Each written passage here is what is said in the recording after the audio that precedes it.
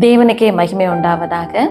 இன்றைய நாளிலும் 2 விதமான வழிகளை வேதம் நமக்கு சொல்லுது. அதை குறித்து நம்ம தியானிக்க போறோம். மத்தேயு 7வது அதிகாரத்தின் 13வது வசனமும் 14வது வசனம் இப்படி சொல்லுது: இடுக்கமான வாசல் வழியாய் உட்பிரவேசியுங்கள், கேட்டுக்கு போகிற வாசல் விரிவும் வழி விசாலமுமா இருக்கிறது, அதன் வழியாய் பிரவேசிக்கிறவர்கள் அநேகர்.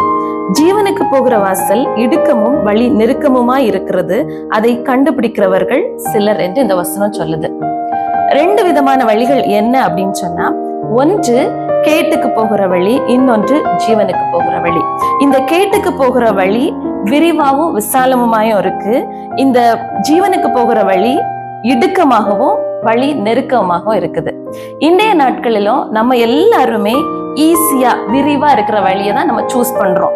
விசாலமா போயிடணும், கஷ்டப்படாம போயிடணும் அப்படின்னு நினைக்கிறோம்.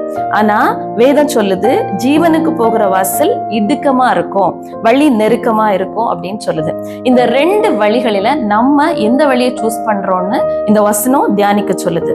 அது போலவே அந்த வசனம் சொல்லுது, கேட்டுக்கு போகிற வாசல் வழியா பிரவேசிக்கிறவர்கள் அநேகரனும், ஜீவனுக்கு போகிற வாசல் வழியா பிரவேசிக்கிறவர்கள் சிலர் அப்படின்னு சொன்னா, நம்ம அந்த அநேகர்ல இருக்கிறோமா, இந்த சிலர்ல இருக்கிறோமா என்பதை சிந்திக்க கடமைப்பட்டிருக்கிறோம். தேவனை பற்றி கொள்ளுங்க. தேவன் உங்களுக்கு நல்ல வழியை காண்பிக்க சித்தமுள்ளவரா இருக்கிறார். நாம் ஜெபிப்போமா? அன்புள்ள இயேசுவே, இந்த வேளைக்கா உமக்கு நன்றி செலுத்துகிறோம் ராஜாவே. இந்த வேளையில இயேசப்பா 2 விதமான வழிகளை குறித்து நாங்கள் தியானித்தோம் கர்த்தாவே. இடுக்கமான வாசலும் விசாலமான வாசலுமாய் நாங்கள் தியானித்தோம் இயேசப்பா. ஆண்டவரே, கேட்டுக்கு போகிற அந்த வாசலை நாங்கள் தேர்வு செய்கிறவர்களாக இல்லாமல் ஜீவனுக்கு போகிற வழியை நாங்கள் தேர்வு செய்கிறவர்களாய் காணப்பட தேவன் எங்களுக்கு கிருபை செய்யுங்க.